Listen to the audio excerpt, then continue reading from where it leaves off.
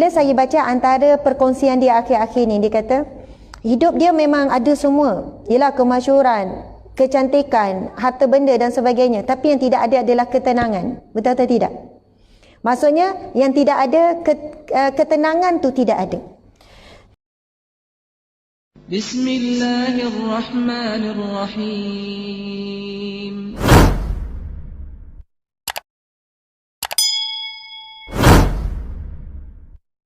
Saya pun selalu mesej dengan Nilofa. Macam hebat je kan. Artis ni kan. Betul, kalau di IG tu selalu bukan selalu, tapi kerap jugalah bermesej. Bukan setelah dia berubah, sebelum tu lagi. Tanya khabar, itu ini, mesra jugalah. Dah pernah live bersama dengan Nilofa kan. Jadi, bila saya baca antara perkongsian dia akhir-akhir ni, dia kata hidup dia memang ada semua, ialah kemasyhuran, kecantikan, harta benda dan sebagainya, tapi yang tidak ada adalah ketenangan. Betul atau tidak? Maksudnya yang tidak ada ketenangan tu tidak ada. Tapi ketenangan, sebab ketenangan ini adalah kurniaan Allah yang mukmin, yang maha tenang, yang memberi ketenangan, nikmat daripada Allah. Tenang ini nikmat yang tidak boleh dibeli dengan seluruh isi dunia. Tenang ini boleh didapati dengan dua perkara: mentaati perintah Allah, meninggalkan larangan Allah. Ketenangan akan dapat daripada dua hak Allah terhadap kita. Bila kita merujuk hadis Nabi SAW, ihfazillaha yahfazka, ihfazillaha tajidhu tujahaka, ihfazillah wa iza sta'anta fasta'in billah, wa iza sa'alta fas'alillah. Panjang lagi hadis tu. Sadaqah Rasulullah SAW. Jagalah Allah, nescaya Allah akan menjagamu. Jagalah Allah, kamu akan dapati Allah berada di hadapanmu. Jagalah Allah, itu setakat tu. Dan Allah sebut, apabila kamu meminta pertolongan, minta tolong dengan Allah. Apabila engkau meminta sesuatu, maka mintalah dengan Allah Subhanahu Wa Taala. Jadi, apa tu? Nak tukar? Boleh je terah. Askering kan, boleh tukar-tukar. Okey, ni macam bunyi desing Cubaan. Sedap ni lagi. Boleh. Ambil lah. Okey. Subhanallah. Apa maksud ihfazillah? Ini ada banyaklah perbahasan, pendetilan alim ulama syarah. Dan antaranya adalah maksud jagalah Allah, maksudnya adalah kamu menjaga hak Allah ke atasmu. Maka kamu akan dijaga oleh Allah Subhanahu Wa Taala. Kalau kita jaga hak Allah ke atas kita, maka segala yang kita perlu, segala bahkan yang kita mahu, bahkan kita sendiri tidak tahu apa yang hakikatnya yang kita perlu, Allah akan sempurnakan. Tapi dengan syarat ihfazillah, jagalah Allah. Maksud jagalah Allah di sini antaranya adalah jaga hak Allah, disebutkan iaitu meninggalkan segala yang dilarang oleh Allah dan melakukan apa yang diperintah oleh Allah. Itulah hak Allah ke atas kita. Maka bila kita tunaikan, kita akan dapat penjagaan daripada Allah Subhanahu Wa Taala. Sahabat-sahabat muslimin muslimat sekalian, kita tahu tak berapa jumlah darah yang kita perlukan dalam tubuh badan kita? Tahu tak berapa liter? Ada yang tahu ke? Diukur ke setiap hari, cukup tak darah hari ni? Kita pun tak tahu. Tahu tak berapa jumlah oksigen yang diperlukan oleh tubuh badan kita? Tak tahu. Tahu tak berapa banyak air yang diperlukan oleh mata kita? Tak tahu kan? Kita tak tahu berapa banyak yang diperlukan. Kalau kurang sikit je, mata kita jadi kering, sakit. Kalau terlebih, neleh air mata. Tu apa tu? Air tubik tu, penang itu. Dok, terlebih air. Kita tahu tak berapa jumlah air liur yang ngam-ngam untuk mulut kita? Kita tak tahu. Tapi mulut kita sentiasa ada air. Kalau kering, kita tak boleh cakap. Kalau terlebih, neleh air liur. Tu apa tu? Terlebih air liur. Tak ada gimana-mana. Nak sebutnya. Kita tahu tak berapa yang diperlukan oleh paru-paru kita? Paru-paru kita ni kan filter yang sangat hebat. Kalau filter aircon ni lama-lama memang kena servis lah.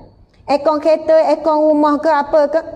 Tapi paru-paru kita guna 40 tahun, 50 tahun, 60 tahun. Siapa yang menguruskan paru-paru kita ni? Udara yang masuk begitu banyak beracun. Udara rokok lah, udara exhaust kereta lah, udara pencemaran daripada kilang lah. Tapi bagaimana Allah servis kita punya paru-paru, maintenance ini dijaga oleh Allah Subhanahu Wa Taala sampai begitu sempurna, dan kita tak ada lah pergi jumpa doktor. Doktor 20 tahun dah guna paru-paru ni, nak servis sikit, nak cuci. Sebab banyak dah ni, sedut udara ni, kok lah rosak dah, kok filter nak kena tukar kerana tak perlu.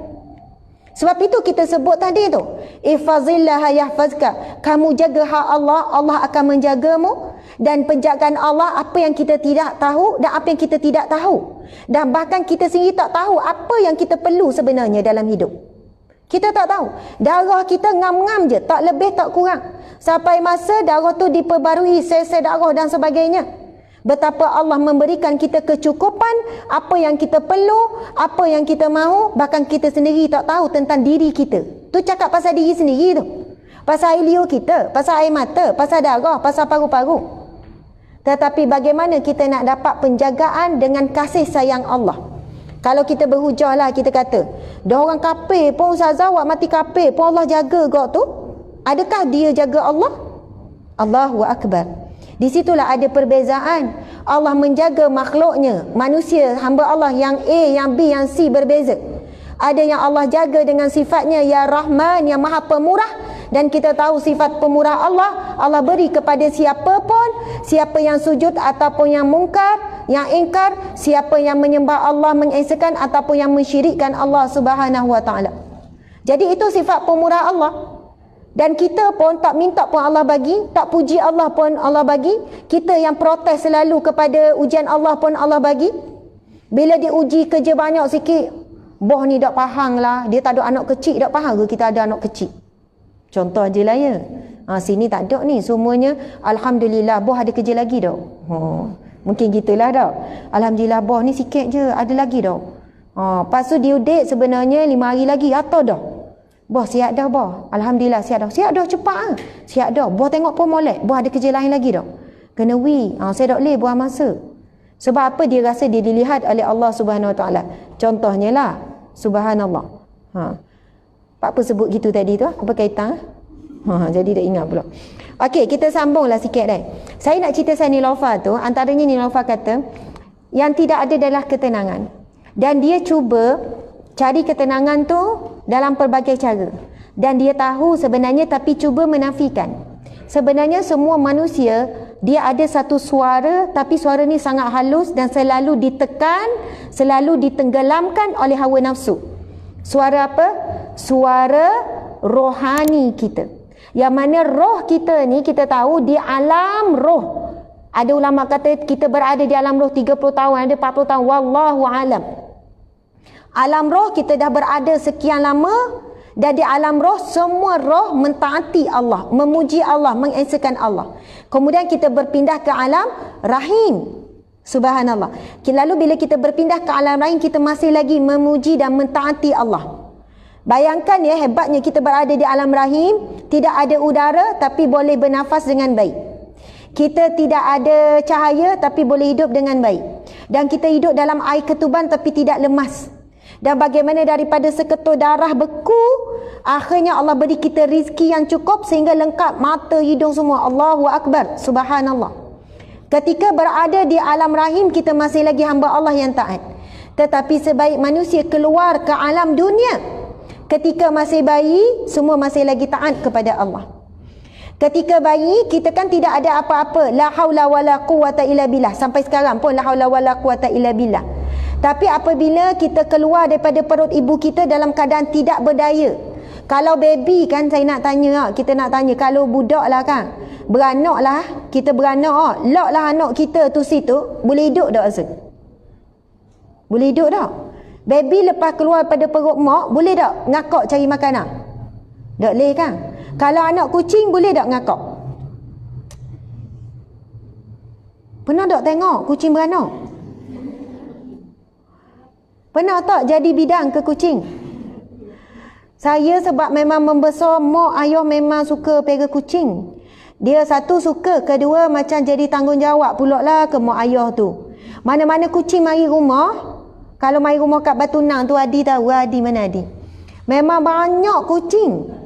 Adik antara yang nilah mak suruhlah, "Wi makanan ke kucing adik. Bersih berok kucing adik. Alih kucing tu kucing beranak tu letak dalam kotak." Saya ingat daripada kecil. Daripada kecil dilatih mana? Jaga kucing, basuh berok kucing, tahu tak berok tai kucing busuk, tahu? Tahu tak? Ya. Tapi rupanya kan bila saya belajar, bila menguruskan benda-benda kotor, benda-benda najis macam ni kan semua kan, dia macam mendidik diri kita, menyucikan diri kita yang busuk hati apa semua. Kita buat benda-benda seumpama itu, menguruskan binatang. Rumah kami ada 2 binatang lah. Satu kucing, kedua arnab. Ada got belakang rumah tu, arnab sampai 20 ekor, 30 ekor, memang ramai. Dan arnab ni memang dia berok tu memang ikut suka hati dia lah, dah nama pun binatang. Memang banyak-banyak. Dan kita kadang-kadang kena kau tai tu pergi buang. Lepas tu we makanan, we minum, jaga binatang lah. Lepas tu bak jaga kucing. Kucing kat rumah Batu Nang ni tak jauh dari pasar. Jadi orang banyak buang kucing kat pasar kan. Jadi kucing-kucing ni mungkin ia cakap sama-sama dia. Dia menyebabkan berita kalau nak makan sedap mai kat rumah ni. Tapi sebab mak ayah memang beli makanan khas ke kucing, ikan. Bukannya sisa makanan tak. Beli ikan kat pasar, simpan khas sampai mak kata, "Okey, ni ikan ke kucing?" Banyak ikan kucing, kalah dengan ikan ke manusia. Sebab kucing amal. Rebuh patui makanan. Lepas tu apa ni gitulah. Kalau sakit ni, padahal bukan kucing comel-comel ni. So nak cerita benda. Nak cerita benda? Sebab apa sebut asal kucing? Oh ni Laufa. Ketenangan. Lepas tu apa sebut asal kucing? We makan. Keyakinan. Bersihkan diri. Ifazillah ya fazka. Oh tu ngundur. Okey, tak apa. Tapi nak kabarnya dia sebut, saya suka perkataan Nirafa kata rupanya ada lagi walaupun cari tenang apa semua, yang tak jumpa, yang tak buat adalah tidak meninggalkan larangan Allah. Sebab masa saya live di bulan Ramadan, bila Nilofa share amalan zikir dia sangat hebat. Maksud dia amalkan zikir yang begitu banyak, dan pernah dia kata kadang-kadang waktu dia keadaan susah, sukar, dia boleh zikir sampai berpuluh ribu kali sehari. Bukan ribu. Istighfar, salawat. Dia kata masa tu mak dia kata, masa tu dia sedih, dia ada masalah besar. Lepas tu mak dia kata, "Nilofa zikir." Sebab mak dia panggil dia love. Love, zikir. Banyakkan istighfar, banyakkan zikir. Dia kata, aku nak cubalah sebab mak ni kata zikir. Jadi kata dia tak, Allahu Akbar, dawalah pula. Dia kata nak cuba sejauh mana zikir betul-betul boleh menyelesaikan masalah dia. Yelah masa tu mencuba dalam keadaan bukan dengan ada keyakinan. Tapi itulah antara titik permulaan dia kan. Lepas tu dia kata dia zikir. Daripada satu hari 1,000 pergi kepada belas ribu, kepada puluh ribu. Maksudnya dia ada kan zikir digital ada kan. Dia buat. Dia kata, "Ustazah," saya ingat masa perkongsian tu dia kata, "Ustazah, yang saya dapat ketika itu adalah hati yang rasa lapang. Sebab rupanya ujian tu menyempitkan hati saya, dan hati saya jadi rasa lapang walaupun masalah tak selesai, macam dah selesai." Faham kan maksud dia? Faham kan maksudnya? Kita ni kadang ujian tu bukan besar sangat, tapi sebab hati kita sempit dengan ada banyak dosanya, kecintaan pada dunianya, hawa nafsunya, sampailah bila ujian masuk menyempitkan dada kita sampai kita rasa gelak dunia. Padahal bila keluar daripada rumah tengok ke langit, ya Allah, besarnya keagunganmu ya Allah. Sebab itu kan bila kita baca satu firman Allah tentang bagaimana keadaan Nabi Muhammad sallallahu alaihi wasallam, ini kisah yang dirakam dalam Al-Quran. Bila Nabi Muhammad semakin teruk diejek tentang apa? Ketika itu orang kaum musyrik mengejek Nabi Muhammad mengikut petunjuk Israel Yahudi. Sebab ketika itu kiblat masih lagi di Baitul Maqdis. Dan mereka kata ikut petunjuk telunjuk Yahudi, ejek sekian-sekian, sembah gini. Dan ketika kesedihan yang memuncak, apa yang Nabi Muhammad buat? Nabi Muhammad memandang ke langit. Memandang ke langit, sikit-sikit pandang ke langit. Saya tak ingat ayat mana, surah mana, tapi baru je baca dan beberapa hari lepas. Kemudian Allah pun berfirman dalam ayat tersebut, Allah beri gambaran kamu memandang berkali-kali ke langit, lalu Allah menurunkan satu ayat yang menenteramkan Nabi Muhammad sallallahu alaihi wasallam. Sebab itu ada orang kan tengah ada masalah, susah hati apa semua, kita pun pergilah keluar tengok langit Allah yang tinggi, baru kita rasa sebenarnya dunia ini sangat besar, sangat luas. Ujian itu telah menyempitkan diri kita, menyempitkan hati kita. Dan rupanya bagaimana nak melapangkan kembali, tidak ada cara lain. Ala bizikrillahi tatmainnul qulub. Hanya sahaja dengan mengingati Allah, zikir. Zikir pada lidah, zikir pada hati, zikir pada perbuatan, tatmainnul qulub. Jiwa kamu akan tenang, jiwa kamu akan lapang. Subhanallah. Tetapi ada orang ya masa zikir tu dia tenang, lepas dah zikir tak tenang. Sebab apa? Masa zikir tu dia sedang memuji Allah. Tetapi apabila dia di luar daripada zikir, dengan pakaian contoh mendedahkan aurat, minta maaf saya selalu sebut bab pakaian, janganlah kecil hati ya. Sebab kita orang perempuan kan, sebagai peringatan bersama. Sebab itu alim ulama sebut begini pasal zikir ini. Zikir, apakah maksud zikir? Ada banyak sangat pengertian. Salah satu zikir adalah, maksudnya adalah apa-apa perbuatan yang mentaati Allah itu zikrullah. Apa-apa perbuatan yang melakukan perbuatan yang dilarang oleh Allah itu adalah maksiat kepada Allah.